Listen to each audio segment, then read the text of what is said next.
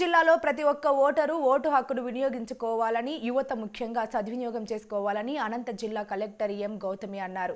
14వ జాతీయ ఓటర్ల దినోత్సవంలో భాగంగా అనంతపురం కలెక్టర్ కార్యాలయంలో ఈ నెల 25వ తేదీన జాతీయ ఓటర్ల దినోత్సవం ఘనంగా నిర్వహించారు. జిల్లా కలెక్టర్ ఎం గౌతమి మాట్లాడుతూ, నూతనంగా ఓటు హక్కు పొందిన యువకులకు అభినందనలు తెలుపుతున్నామని, జిల్లా యంత్రాంగం జిల్లాలో ఎన్నికలు ప్రశాంతంగా నిర్వహిస్తున్నామని, అన్ని రాజకీయ పార్టీలు సూచనలు సలహాలతో ముందుకు వెళ్తామని అన్నారు.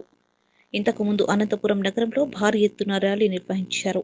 ఈ కార్యక్రమంలో ఆర్డీఓ వెంకటేష్, ఎంఆర్ఓ, అనంతనగర కార్పొరేషన్ అధికారులు పాల్గొన్నారు.